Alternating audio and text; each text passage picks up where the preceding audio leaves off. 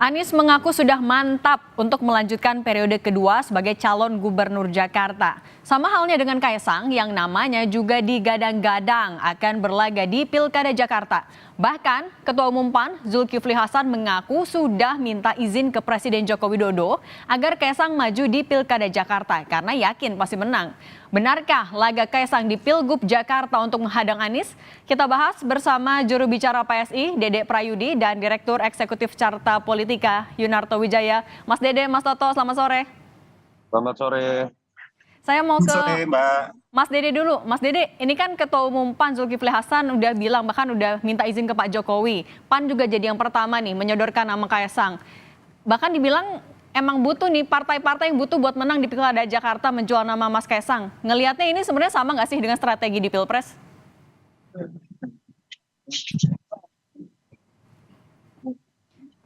Mas Dede, Ya, terdengar Mbak, suara ini saya? untuk saya ya. Oke, Ya, sorry. Saya pikir untuk buat Mas Dede Mas Toto. silakan. Oke.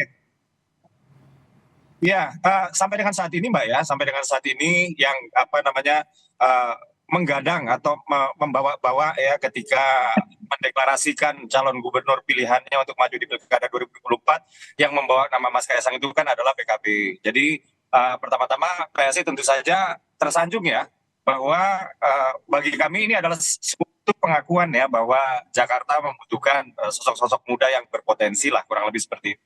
Nah, akan tetapi begini, di PSI ini ketika kita melihat atau ketika kita akan mengusung seseorang ya, itu ada beberapa variabel yang akan kita lihat gitu. Oke. Yang pertama adalah akseptabilitas yang ini dibuktikan dari elektabilitas si seorang calon kepala daerah tersebut. Nah, yang kedua adalah kredibilitas dan yang ketiga adalah kapasitas. Nah, yang sudah bisa dilihat dalam hal ini melalui survei-survei memang Pak Anies Baswedan ini sesuatu yang kita tidak bisa ini adalah sebuah fakta ya bahwa kemarin keluar dari kata data dan lain-lain ya yang mengatakan bahwa Pak Anies tertinggi. Lalu kemudian yang kedua adalah Kang Emil ya, Bang Ridwan Kamil itu yang kedua. Tapi itu aja juga nggak cukup ya. Jadi ada beberapa hal lain yang perlu dibahas juga di dalam tim PSI ya. Dan variabel yang berikutnya juga tentu saja kita akan memperhatikan soliditas dan kekompakan dari Koalisi Indonesia Maju. Begitu Mbak. Dan ini sesuatu yang yang kami jaga ya, kami masih ingat ya. Waktu itu Ketua Dewan Pembina kami juga yang mengusulkan agar dibuat koalisi permanen ya, Koalisi Indonesia Maju ini yang kekompakannya, yang kebersamaannya itu turun sampai ke level pilkada gitu. Kalaupun memang di banyak daerah lanskap politik itu, dinamika politik itu tidak sama dengan nasional, tapi setidaknya di DKI ini kan miniatur politik nasional lah, kurang lebih seperti itu. Dan yang terakhir, putusan MA ini kan belum turun jadi PKPU, jadi kami tidak mau terburu-buru ya. Jadi pembahasan soal Mas Kaisang ini juga belum dilakukan secara intens ya. Kita serahkan semuanya kepada fraksi-fraksi di DPR. Apakah kemudian ini akan turun menjadi undang-undang dulu atau langsung menjadi PKPU? Ini bukan sesuatu yang di dalam kuasa kami, Mbak. Terima Tapi kasih. Mas Dede, kalau melihat Mas Kaisang kan kayaknya juga banyak manuvernya nih. Ini sebenarnya memang inisiatif murni dari PSI atau Mas Kaisangnya sendiri atau justru ada dorongan-dorongan dari partai lain? Iya, kan ini bukan hal yang baru ya. Waktu itu pernah Mas Kaisang digadang-gadang di Bekasi, pernah juga digadang-gadang di Surabaya, ya. Yang terakhir ini yang paling intens sepertinya memang di Jakarta, kurang lebih seperti itu ya. Apalagi kemarin PKB DKI ya melalui Ketua PKB DKI yaitu Pak Hasbi Allah ya, itu sudah sudah menyebutkan secara khusus ya nama seorang Kaisang Pangarep, Ketua Umum kami, untuk apabila komunikasinya berjalan lancar untuk kemudian mendampingi Pak Anies, kurang lebih sih seperti itu ya. Tapi dari PSI belum mengambil sikap apapun soal majunya Mas Kaisang. Walaupun apabila PKPU itu sudah jadi barang atau misalnya putusan MA itu sudah turun menjadi PKPU, ini adalah sebuah fakta bahwa ruang untuk Mas Kaisang maju di Pilkada DKI itu terbuka. Kurang lebih seperti itu. Oke, saya mau ke Mas Toto. Mas Toto, kita lihat nama-nama yang sudah mulai terdengar nih di Pilkada Jakarta. Ada Mas Kaisang dengan Mas Anies, kemudian ada juga Anies dengan Andika, RK dengan Kaisang, dan masih ada lagi. Kalau Anda membacanya ini dengan dipasang-pasangannya ini seperti apa sih? Sebetulnya kalau kita lihat berdasarkan survei, memang porosnya ada dua. Sosok yang katakanlah mumpuni untuk bisa bersaing di Pilkada DKI, pertama Mas Anies, dan persaingannya memang harus diakui hanya dengan Ridwan Kamil. Di luar itu memang cenderung bisa dikatakan di papan menengah atau bawah jauh sekali ya dengan persaingan di antara Mas Anies dengan Ridwan Kamil.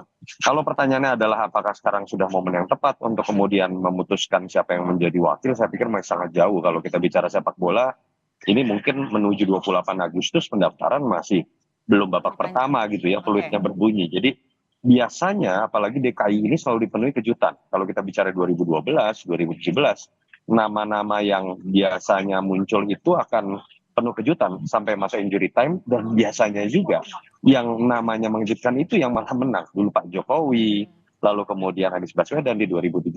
Jadi menurut saya memang masih terlalu dini. Nah pertanyaannya adalah apakah kemudian memang dalam konteks ini Mas Kaisang bisa menjadi menarik?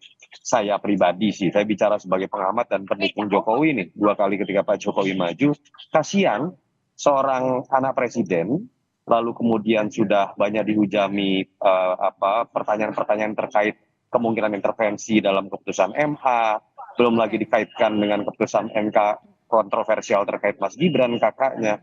Lalu masa ketua umum yang level PSI ini cuma ngincar jadi wagub gitu ya. Menurut saya ini mengecilkan PSI, mengecilkan Mas Kaisang dan mengecilkan Pak Jokowi yang kalau kita lihat pun ya statement Bang Zulkifli Hasan mohon maaf agak berbeda dengan bahasanya Uki tadi.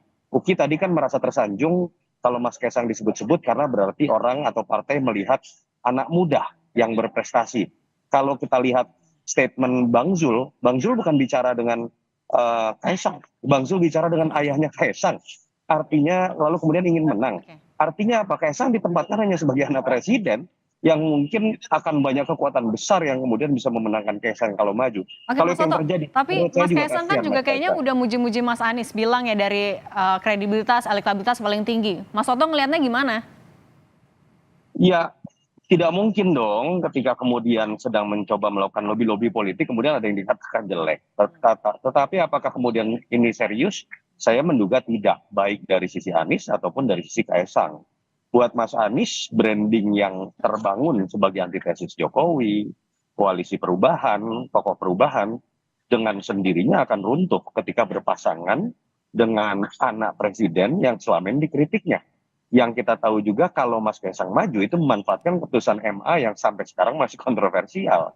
Yang kedua buat Mas Kaisang juga menurut saya kalau di belakangnya ada Kim, ada kekuatan koalisi besar, lebih mudah kok memainkan skenario menggagalkan Anies, sehingga kemudian Mas Kaisang lebih mudah menang kalau berpasangan dengan RK dibandingkan seakan-akan harus mengemis kepada sosok incumbent Anies Baswedan yang jelas dalam posisi politiknya berbeda dengan koalisi yang dibangun oleh koalisi Indonesia Maju. Jadi menurut saya agak sulit kita melihat sebuah kenyataan Mas Kaisang dengan Anies akan menjadi satu bagian dalam perahu koalisi di DKI. Oke, tapi artinya melihat dari sikap Kaisang yang muji-muji Pak Anies tadi memang semakin kuat, memang Mas Kaisang lobby-lobbynya sudah semakin intensif kah atau arah-arahnya sudah mau ke sana ya? Ya ini marketing yang menurut saya cerdik. Gaya Mas Kaisang ini kan mirip dengan gaya Mas Gibran. Statement-statement yang dikeluarkan cenderung memancing perhatian publik, media termasuk Kompas kemudian menjadikan ini sebuah isu tersendiri gitu dalam talk show seperti yang kita sekarang sedang lakukan. Saya pikir ini bagian dari marketing politik. Tetapi apakah Mas Kaisang akan maju? Pertama menurut saya akan lihat terlebih dahulu bagaimana konstelasi yang akan terbangun dan ujung-ujungnya adalah melihat survei. Sama seperti Mas Gibran itu memutuskan maju setelah mengetahui bahwa surveinya cenderung aman ketika dipasangkan dengan Pak Prabowo. Oke, saya mau ke Mas Dede. Mas Dede, tapi sejauh ini kalau dari PSI sudah komunikasinya sama siapa aja sih? Kan kalau DPW PKB bilang udah mulai nih ngobrol-ngobrol sama PSI. PSI sendiri selain dengan PKB sama siapa lagi? Ya tentunya dengan koalisi Indonesia Maju itu yang sudah yang sudah dilakukan. Tapi begini Mbak, untuk pilkada ini kami sangat menghormati rekan-rekan kami yang ada di daerah, sehingga kami menyerahkan proses komunikasi ini ya itu di level daerah dulu gitu. Sementara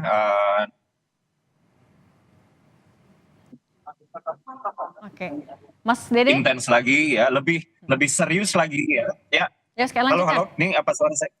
Ya, untuk saat ini kami serahkan ini komunikasi politik itu di level daerah dulu, yang dalam hal ini adalah DPW PSI DKI Jakarta gitu, yang misalnya ya beberapa hari yang lalu ketua umum Forkabi itu mendaftar ke PSI untuk maju sebagai gubernur di Pilgub DKI 2024 ini gitu. Dan setelah kami mendapatkan rekom dari DPW PSI DKI Jakarta, baru kami akan lebih membahas ini secara intens lagi, lebih serius lagi ya. Tapi kalau misalnya kita ditanya siapa yang paling dekat dengan kami, ya tentu saja tadi saya sudah sebutkan, siapapun pilihan kami ya, bukan hanya soal dia harus segaris dengan DNA kami anti korupsi dan anti toleransi, tapi juga harus bisa menjaga soliditas koalisi Indonesia Maju, Mbak. Jadi dalam hal ini koalisi Indonesia Maju itu memang lebih mendapatkan tempat khusus lah dalam hal ini untuk berkomunikasi. Kurang lebih begitu, Mbak.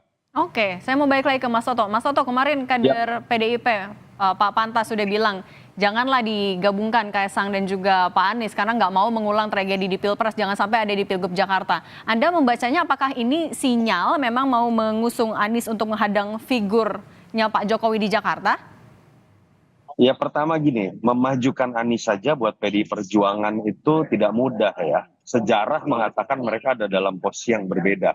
Teman-teman PDI harus belajar tuh kepada teman-teman PSI bagaimana memajukan sosok yang dulu berhadap-hadapan ketika kemudian memajukan Pak Prabowo di misalnya di 2024. Itu sendiri sudah tidak mudah menjelaskan kepada konstituen dan basis massa ketika pertarungan PDI dengan Ahok dan koalisi lain itu sangat keras melawan Anies pada 2017. Apalagi ketika dipasangkan dengan Kaesang yang kita tahu sampai sekarang kan ujung dari perbedaan sikap atau perseteruan antara keluarga Jokowi dengan PDI ini tidak tahu ujungnya kemana. Ya ditambah di sisi lain juga memang sekarang menjadi menarik. Belakangan ini kan kalau kita lihat statement dari teman-teman PKS terkait Anies ini agak redup. Ada apa gitu pertanyaannya. Padahal DPW PKS sudah menyatakan dukungannya pada Anies. Belakangan malah Mas Anies bermanuver datang ke PKB. Apakah kalau mau dispekulasikan artinya PKS belok arah, dan itu terkait dengan koalisi nasional, misalnya PKS apakah akan masuk ke koalisi Prabowo Gibran, Nasdem juga sangat adem-adem saja, cenderung bahkan tidak berbicara mengenai Anies Baswedan lagi. Kalau betul itu terjadi, artinya memang menjadi menarik. Porsi dari PDI Perjuangan supaya Anies bisa lolos maju saja, itu menjadi peran yang sangat penting. Walaupun tetap harus didukung oleh PKB. Jadi kalau kita mau berspekulasi, dalam beberapa hari terakhir, Anies itu malah banyak berbicara mengenai PDI Perjuangan dan PKB yang memang mungkin akan menjadi penentu apakah Anies bisa maju atau tidak. Jadi khusus buat Mas Anies, pertaruhannya bukan elektabilitas karena surveinya memang masih sangat tinggi, tapi apakah dia bisa memastikan tiketnya maju atau tidak, menghadapi kemungkinan konstelasi koalisi di DKI yang akan diatur bukan bottom up, tapi di atas karena ada kepentingan yang lebih besar, terutama ketika muncul nama Mas Kaesang masuk. Oke, kita lihat artinya nanti manuvernya seperti apa lagi dan juga dinamikanya. Terima kasih juru bicara PSI, Dede Prayudi, dan Direktur Eksekutif Carta Politika Yunarto Wijaya sudah berbagi pandangan di Kompas Petang.